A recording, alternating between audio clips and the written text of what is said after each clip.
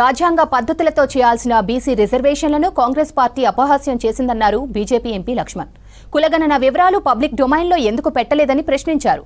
బీసీలు రాజకీయంగా, ఆర్థికంగా, విద్య, ఉద్యోగ అంశాల్లో వెనుకబడ్డారని సర్వేలో నిరూపించలేదని విమర్శించారు. బీసీ సబ్ ప్లాన్ కు చట్టబద్ధత కల్పిస్తామన్న హామీ అమలు చేయడానికి ఏ కోర్టులు అడ్డం వచ్చాయో చెప్పాలన్నారు లక్ష్మణ్. బీసీలకు ఇచ్చిన హామీలను కాంగ్రెస్ అమలు చేయలేదన్నారు. మీరు కామారెడ్డి డిక్లరేషన్లో బీసీ సబ్ ప్లాన్ చట్టబద్ధత కల్పిస్తామని చెప్పారు. రేవంత్ రెడ్డి గారు ఏ కోర్టులు అడ్డం వచ్చాయి ఇవాళ మీకు? ఎందుకు చేయలేకపోయారు?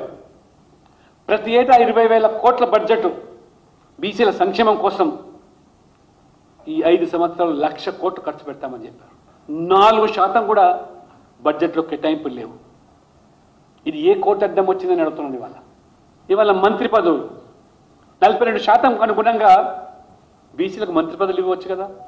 మొదటిసారిగా ఈ రాష్ట్రంలో చూస్తున్న ప్రభుత్వంలో ఒక యాదవ్, మున్నూరు కాపు మంత్రి పదవి లేకుండా కొనసాగుతున్న ప్రభుత్వం మొట్టమొదటి ప్రభుత్వం ఇది రేవంత్ రెడ్డి గారి ప్రభుత్వం. అయిపోయి మీరు ఏమన్నా ఎంబీసీలకు మంత్రి పదవి ఇస్తామన్నారు.